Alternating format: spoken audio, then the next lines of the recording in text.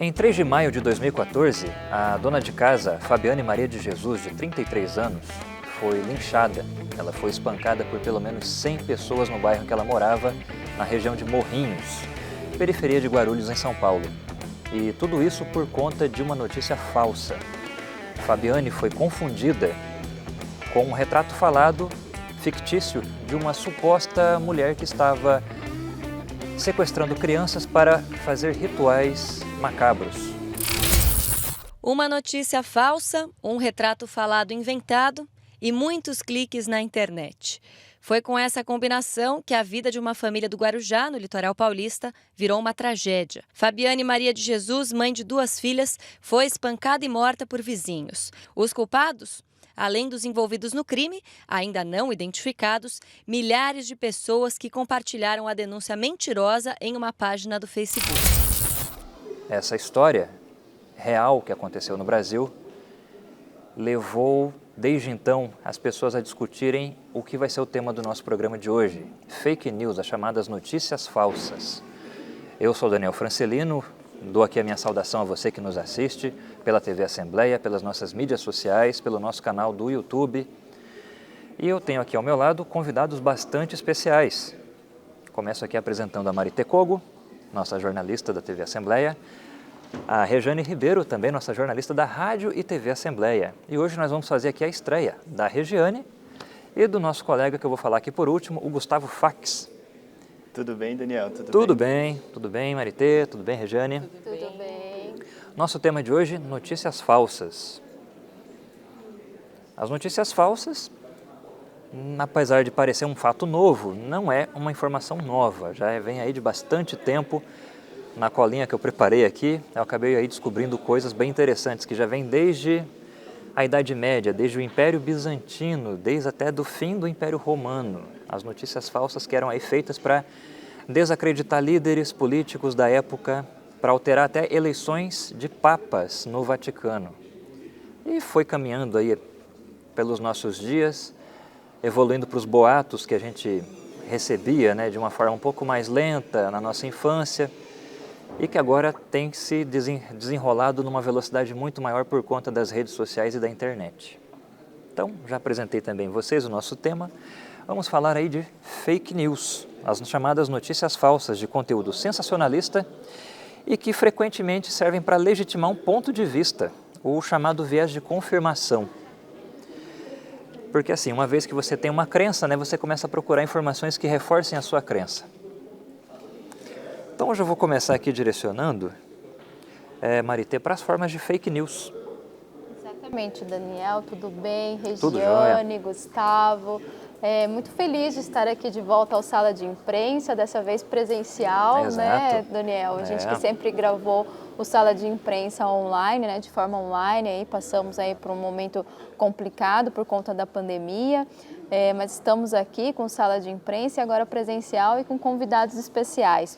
Bom, é importante a gente ressaltar, né, Daniel, como você mesmo disse, a questão de que o fake news, a desinformação à população, isso acontece desde os primórdios, se ganhou guerra fazendo isso, mas agora, mais a nossa atualidade, a gente não pode esquecer o quanto as fake news prejudicou nesse momento de pandemia, onde nós estávamos aí isolados, né, em casa, né, nesse momento de reclusão da população, o quanto de notícias falsas nós recebemos. Nós somos profissionais, já temos dificuldade, né, em buscar o que é falso e o que não é, o que é notícia e o que não é notícia. Imagine o cidadão comum, né, onde pesquisar. Às vezes a gente acaba caindo na falsa ideia de só ler o título, né, ou o início da matéria, aquilo a gente já nos preocupar muito. É importante a gente informar a população aonde devemos buscar, né, as verdadeiras notícias.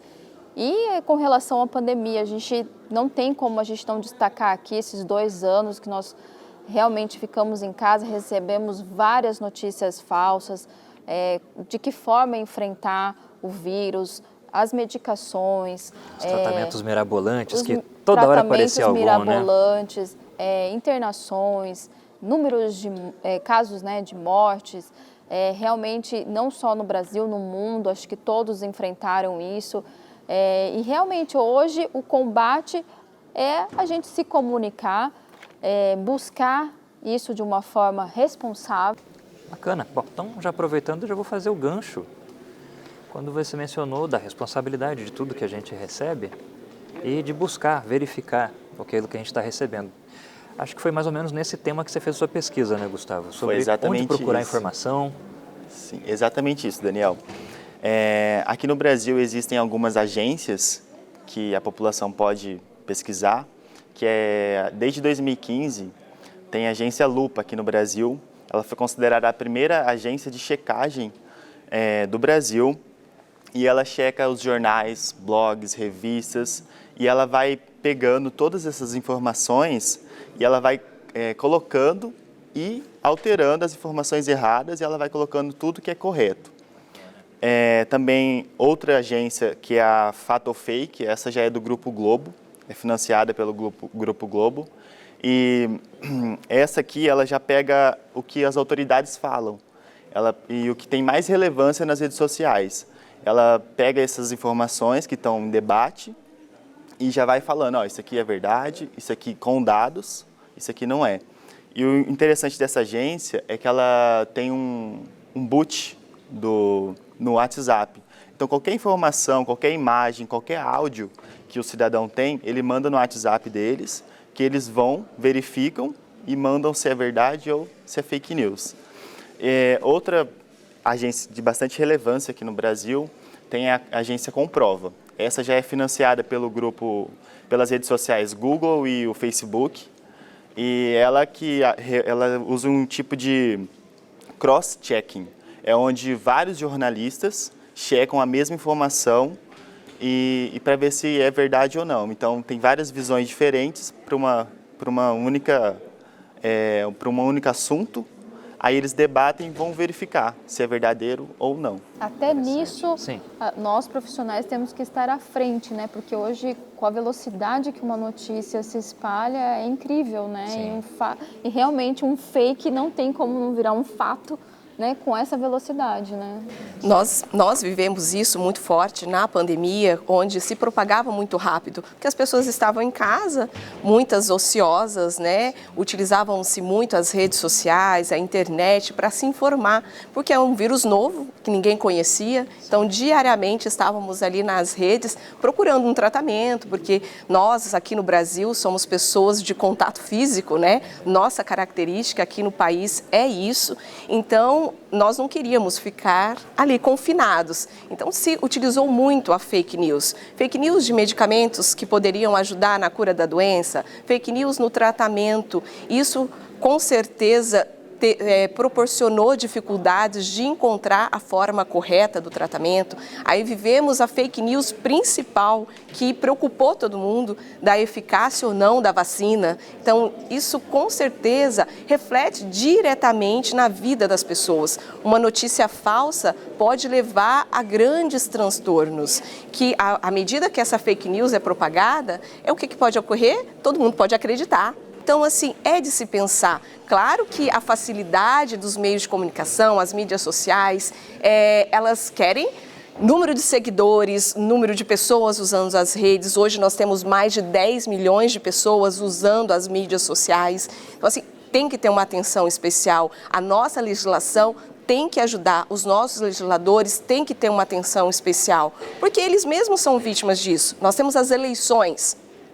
Esse ano, nós vivemos a fake news da pandemia. Agora, nós vamos ter a fake news das eleições. Exato. Então, assim, nós temos os crimes contra a honra, contra a difamação, a injúria, a calúnia. Tudo isso também é punido na internet. Isso existe na internet. Então, nós temos que ter uma atenção especial. Nós temos legislações. As pessoas precisam conhecer. A divulgação de um fato não significa que eu recebi uma notícia falsa, eu já vou ser considerada uma pessoa, uma criminosa. Não, eu tenho que saber da forma de propagar, antes de compartilhar, de Checar curtir, antes. checar antes. Foi o que o Gustavo disse, nós temos Esse dever, ferramentas né? para checar. Então, precisamos divulgar mais isso, o nosso papel em trabalhar isso, porque nós podemos ser vítimas de processos que vão dificultar a nossa imagem, a nossa credibilidade com a população, porque o jornalista, quando divulga uma informação, ele tem o crédito com a população, ele nos vê todos os dias na TV, no rádio, na internet, e se divulgarmos notícia falsa, vai ajudar a população a divulgar também, porque o que acontece? O jornalista atua diretamente na vida das pessoas, porque ele é o papel de levar a informação. E o cidadão muitas vezes está respaldado a isso. Não, eu vi na TV, eu li no jornal. Se está na internet é verdade. Se está na internet é verdade. Essa é a preocupação, porque até esse cidadão ser julgado, a vida dele acabou. Nós temos casos que refletem isso. São casos que ainda nem existia a internet. O caso escola base. Né? Nós temos esse é um fato que foi divulgado internacionalmente. Isso refletiu na vida de uma família. Então, assim, uma notícia falsa acaba com a vida de uma pessoa. Então, nós temos que ter muita responsabilidade ao divulgar qualquer informação. Checar. Você que está aí nos assistindo, já conhecendo um pouco mais sobre esse assunto, principalmente neste ano de eleições, checar antes nesses sites, usar ferramentas, porque também a gente tem que tomar um pouco cuidado que as pessoas... mas já estão tão divulgado que isso deve ser verdade. Então, a gente tem que ter um pouco de atenção. Só para localizar você que está nos assistindo, o caso Escola Base foi um crime de imprensa realmente que aconteceu nos anos 90, no início dos anos 90, quando uma escola privada de São Paulo capital, chamada Escola Base, teve aí os seus proprietários, né, que também eram gestores dessa escola, acusados de terem cometido crimes sexuais contra as crianças que estudavam lá. Isso começou como uma informação que uma das mães recebeu do seu filho, que não soube corretamente se expressar. Isso já ganhou uma dimensão. Num primeiro repórter policial que já quis fazer um sensacionalismo e um escândalo com o caso, isso foi tomando dimensões maiores, em que até o próprio delegado do caso já começou a usar esse acontecimento para ganhar autopromoção. Isso foi se desdobrando até o momento que, no fim das contas, não se comprovou que houve abuso, muito pelo contrário, ficou provado que as pessoas que inicialmente estavam sendo tratadas como culpadas, antes mesmo de um julgamento, eram, na verdade, totalmente inocentes, mas até aí a reputação delas já estavam completamente arrasadas e terminou com o caso que um dos gestores, até onde se sabia, estava levando a vida como uma pessoa que trabalhava numa pequena empresa de Xerox, porque ela já tinha perdido tudo com os processos que ela foi sofrendo. Então aí que só para recordar para você que está nos acompanhando, que sempre se menciona esse caso Escola Base, como disse aqui a Rejane, internacionalmente até, que ele foi contratado como um crime de imprensa, e tem inclusive uma literatura a respeito disso, um livro chamado Caso Escola Base, Os Abusos da Imprensa. Fica a dica aí para você que quiser saber mais ainda sobre esse tema. Shimada sofreu um infarto fulminante no último dia 16. Ele era o proprietário da Escola Base e foi acusado de pedofilia junto à esposa e diretora da instituição, Maria Aparecida Shimada, que também já morreu, e outras 4 pessoas.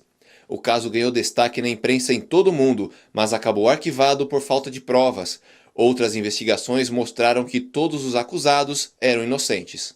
Seria muita demagogia eu dizer que perdoar, mas eu não consigo. O meu interior não me permite. Eu tive problema de saúde, tive infartado por causa desse caso. Minha esposa é tratamento psiquiátrico, completamente impedido de qualquer tipo de trabalho. A gente perdeu tudo que tínhamos na vida, a economia de 35 anos. Em 5 anos perdemos tudo. Bom, e voltando aqui para o nosso tema, que ainda é as fake news, Gustavo já falou das agências de verificação, falou para a gente sempre duvidar daquilo que recebe, porque se está na internet não necessariamente é verdade, tá, gente? A Rejane falou aqui da legislação, que não é terra sem lei. Então, tudo que você comete na vida real também pode ser enquadrado como crime na vida virtual. E o nosso próximo assunto... Então, como a Rejane já puxou a questão das eleições, né, Daniel? Eu já vou dar início aqui justamente sobre isso. Vamos fazer um bate-bola aqui, que a Rejane também tem informações sobre isso com relação ao TCE. TSE, que já fechou parceria para as próximas eleições com relação à divulgação de fake news com o Spotify e também o Telegram. O Telegram ainda não está cumprindo com essa ordem. A gente sabe que muitos políticos usam o Telegram para divulgação das suas ações, propaganda, enfim, muitos políticos têm grupos lá que realmente é o maior alcance ali das informações, né, porque o cidadão conheça o perfil desse candidato. Mas vale ressaltar aqui que o TSE está fazendo uma campanha muito intensa com relação contra fake news, já está divulgando na sua página oficial com relação que cabe à Justiça Eleitoral, ela vai averiguar essa questão durante o período eleitoral, que é crime, tá? As pessoas serão responsabilizadas por esse crime, no caso eles tratam como crimes contra a honra, tá? Os que exercem mandatos eletivos podem ser responsabilizados, no caso, quem está exercendo mandato e é candidato e repassa fake news do coleguinha, vai ser punido durante as eleições. Então, de acordo com a legislação eleitoral, o candidato que difundir notícias falsas pode ser penalizado com multa de propaganda irregular ou sofrer processo por abuso de poder, acarretando aí a inexigibilidade e a perda do mandato. Então, é importante a gente frisar isso, não só o candidato, quem trabalha para o candidato, é muito importante isso, toda a equipe desse candidato se informar sobre as leis, né, porque pode se perder uma campanha, pode se perder um mandato com isso, né, não vale a pena, e outro, o cidadão desinformado, repassando essas informações, então não vale. É importante a gente ressaltar também como identificar, como a gente sempre falou aqui, hoje com as mídias sociais, no caso, a informação ela chega muito rápido ao cidadão. Então a gente consegue reverter, mas até chegar a essa parte de reverter uma notícia falsa, a credibilidade com essa pessoa ou com essa empresa, enfim, a gente vê aí casos seríssimos de empresas serem acabadas por conta de uma falsa notícia. Então, como identificar um conteúdo enganoso? Fique atento à fonte da notícia. Muito importante. Como a gente já disse aqui, leia o texto da matéria, não só apenas o título e o início da matéria, que nós costumamos dizer aqui que é o lead. Não é o suficiente para você entender uma matéria. Preste atenção no endereço eletrônico da reportagem. Hoje, com esse alcance da internet, é muito importante você ver a fonte, quem está escrevendo. Dá credibilidade aos jornais realmente de destaque que nós temos. É importante isso. Leia outras notícias do mesmo site, no mesmo site, e avalie a veracidade. Então, só aquela matéria te chamou a atenção, vê outras matérias naquele site que você está acessando. Procure saber sobre o site que publicou a informação. O conteúdo também dos sites, eles são, como o Daniel falou, sensacionalistas. Às vezes, o perfil daquele site é só matérias daquele formato. Fique desconfiado. E confirme notícias em outros sites, cheque a data de publicação da reportagem. Às vezes essa matéria só foi requentada, já foi publicada há meses e a pessoa precisa de um destaque ali, um engajamento, e só muda alguns detalhes na matéria para te chamar a atenção. E confira a autoria do texto. É muito importante a gente dar credibilidade aos profissionais que estão escrevendo, a gente sabe disso, a importância, é o nosso nome que está ali, a gente está assinando a matéria. Nós aqui da Assembleia Legislativa, quando a gente assina uma matéria, a gente faz justamente questão disso, né? O nosso nome que está ali, a nossa imagem. Não, eu assisti a matéria, ouvi a matéria na Rádio Assembleia da Regiane, então eu conheço a Regiane. Então é muito importante isso. Isso é muito importante porque é isso que vem o advento das novas leis. Nós temos aí em tramitação a lei da fake news no Congresso Nacional, que já teve uma emenda substitutiva, está no Senado já, está tramitando em regime de urgência, ela pode já ser aprovada e ainda entrar em vigor para as eleições de 2022. Todo mundo clama para que essa lei realmente entre em vigor esse ano, porque ela vai ajudar a coibir alguns crimes que ocorrem nas redes sociais, que hoje são utilizadas, é a principal ferramenta que será utilizada nessas eleições, vai ser as mídias sociais, as redes sociais, principalmente devido à pandemia, que as pessoas ainda estão com um pouco de medo das aglomerações, das reuniões. Então, assim, todo mundo está pedindo a lei da fake news, mas, né, como se diz, alguns entraves estão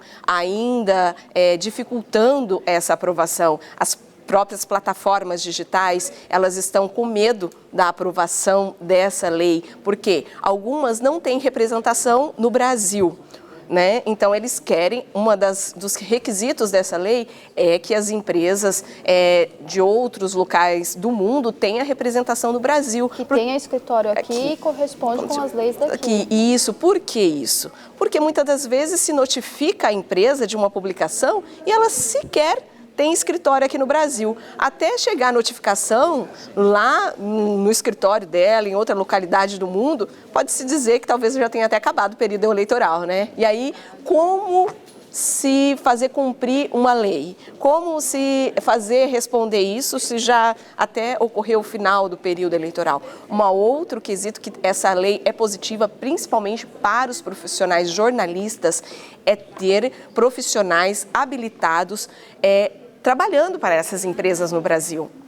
Porque muitas das vezes terão que ser assinadas por profissionais brasileiros e remunerados. Isso ajuda a nossa classe, que vem sendo desvalorizada por várias autoridades. Nós tivemos aí o diploma de jornalista não sendo mais exigido, e isso demonstra como o papel do jornalista é importante. Ele é responsável por assinar uma matéria.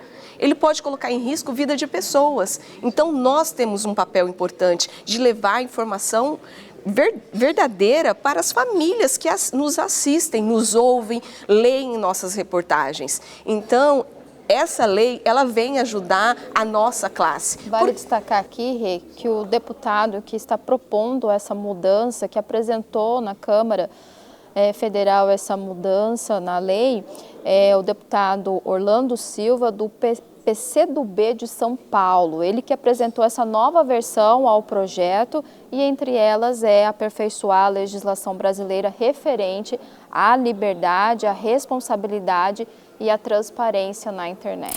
Vocês viram que houve uma modificação importante, saiu de uma representação meramente formal para uma representação que seja capaz de cumprir determinações judiciais. É necessário constituir uma pessoa jurídica para que essa representação dê capacidade e competência a responder às demandas e às necessidades do Brasil. Em outro ponto, o projeto determina que os provedores de redes sociais e de serviços de mensagem instantânea produzam relatórios semestrais de transparência. O deputado contou que esse artigo preocupou as empresas de internet e ele fez mudanças. Havia medo, temor de que determinadas informações que seriam publicadas nos relatórios de transparência poderiam facilitar a vida de agentes maliciosos, ou seja, poderia facilitar a vida de quem busca fraudar a formação da opinião pública, entre outros fatores que o uso malicioso da gente pode produzir.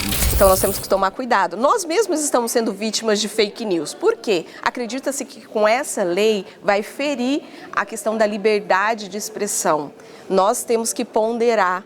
A liberdade de expressão, ela foi conquistada. Ela não vai ser tirada, ela só tem que ser aperfeiçoada, normatizada, para não se virar uma bagunça, né? A internet terra sem lei. Como nós tivemos com a lei. Exemplo disso é a lei Carolina Dickmann, que veio a questão da pornografia, a divulgação, a invasão dos dispositivos digitais. Então veio ajudar. Nós temos a lei do stalking. Então, assim, são legislações que vieram aperfeiçoar, ajudar, contribuir. Como eu já disse anteriormente, nossas leis são muito antigas. Então, nós precisamos viver a modernidade. Nós precisamos se modernizar, senão nós vamos ficar ultrapassados. As punições também, As punições também, porque, infelizmente, as pessoas só têm atenção se vai ser punido com multa, com pena, reclusão, detenção, entendeu? A reclusão você fica preso realmente no regime fechado, aí a reclusão, regime fechado ou regime aberto ou semiaberto. Então, assim, nós temos que ter atenção. E aí que as pessoas vão ter que tomar cuidado. Então, antes de divulgar isso aqui, vou pesquisar, vou consultar no Lupa, vou consultar no site que vai me trazer veracidade da informação.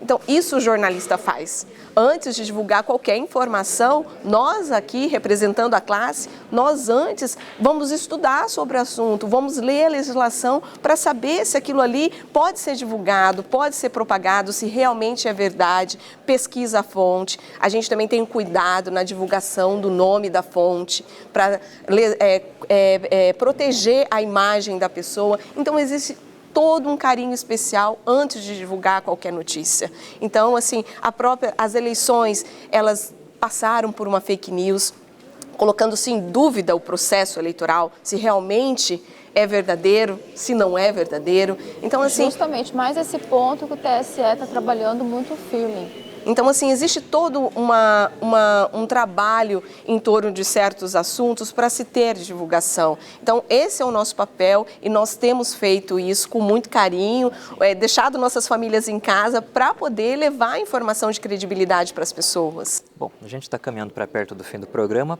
nem parece, né, que o assunto aqui dá para ficar falando ainda mais por horas. Mas realmente, Rejane e Maritê, eu até passo a bola aqui para o Gustavo, porque realmente estão preocupados aí com uma certa interferência na liberdade de expressão, mas a própria Constituição ela diz ali no direito fundamental da liberdade de expressão que é vedada a manifestação anônima. Então, assim, você pode dizer o que você quiser, manifestar o seu pensamento da forma que você bem entender, mas você precisa entender que você tem que autorar esse pensamento. Você tem que se identificar, sim, eu disse. E também tem que estar disposto aí a sofrer sanções caso tenha algum tipo de sanção contra você por ter dito algo que foi inadequado. Então, Gustavo, Maritê, Rejane, a gente está aqui caminhando para o fim, como eu já disse. Bom, vocês já falaram de legislação, de tipos de fake news, né? O que fazer para não cair aí, né? O golpe está aí, mas não cai quem quer, gente. Por favor, verifique. A Rejane falou aqui das eleições. Uma jogada, né? Falando das mídias sociais, que é muito importante, né? O Facebook, ele fez um relatório e falou que só em 2018 para 2019, ele dizimou mais de 6 milhões de perfis falsos da página do Facebook. Entre outros assuntos como discurso de ódio, que isso tudo entra como fake news. Então, eles estão tentando se ajustar, né? Estão tentando fazer alguma coisa para tentar diminuir essa propagação de fake news. Então, por exemplo, aqui também ele fala que derrubou mais de 2 milhões de conteúdos, dados que foram taxados como conteúdo de ódio, principalmente nas eleições, né, que foi no período eleitoral. Então, a gente tem que ter essa visão, tem que ter credibilidade de notícia, as pessoas têm que ficar espertas com o sensacionalismo, né? O sensacionalismo da notícia, você tem que olhar e falar, isso aqui está muito... Tem que duvidar, você tem que questionar. Esse é um papel importante, tem que questionar, porque às vezes a gente recebe ali, é de um amigo e já vai compartilhando, às vezes você está ali, é tão envolvido com um candidato ou com algum assunto, já vai propagando. Verifica antes, porque se você recebe... enfatizar bem isso, você receber não é crime, mas propagar essa notícia falsa é crime, é punido pelo Código Penal, não pelo Código Penal, mas pelas leis extrapenais aí, é punido, então as pessoas têm que tomar cuidado. E se vier a ser aprovada, né, de acordo com os trabalhos, o fake news vai ser, propagar fake news, divulgar fake news vai ser considerado crime no Brasil, então nós temos que tomar muito cuidado e trabalhar com a vida das pessoas é uma coisa muito sensível, então nós temos que tomar cuidado ao divulgar qualquer informação, porque a gente tem que lembrar que todo mundo tem família, tem filhos, então a gente tem que preservar a imagem das pessoas. Maravilha. Antes da gente encerrar, Daniel, sim, Acho que é muito importante a gente divulgar aqui que agora Mato Grosso do Sul tem uma nova ferramenta de combate ao fake news, né? A lei, no caso é o projeto de lei, agora lei, aprovado pelo Estado, de autoria do deputado Pedro Kemp do PT, que instituiu, né, o Dia Estadual de Combate às Notícias Falsas, fake news, a ser celebrado, né, anualmente no dia 24 de março. Por que 24 de março? Porque nacionalmente essa data se comemora, é uma lei federal, o Dia Nacional do Direito à Verdade. Então aí em Mato Grosso do Sul também, o Estado cumprindo com a sua parte, o proponente da lei é o deputado Pedro Kemp do PT. Maravilha. Bom, essa foi mais uma edição do nosso Sala de Imprensa, a nossa reunião de pauta, e o nosso assunto hoje foi debatido aqui, não ao todo. A gente não conseguiu porque o assunto é bem extenso. A gente falou hoje de fake news, as notícias falsas, os boatos, as mentiras aí que são propagadas pela internet. Eu tive aqui ao meu lado a Regiane Ribeiro, da Rádio Assembleia, a Marité Kogo, da TV Assembleia, e o Gustavo Fax, fazendo aqui a estreia dele também junto com a Regiane Ribeiro, da TV Assembleia. Para você que nos acompanhou até aqui, muito obrigado pela sua audiência e fica aqui o nosso recado final. Recebeu algum conteúdo? Desconfie, procure mais informação, faça uma pesquisa aí no seu navegador mesmo de internet, no seu buscador que você tem preferido. A gente fica por aqui e a gente volta no próximo programa. Até logo! Até logo! Até logo!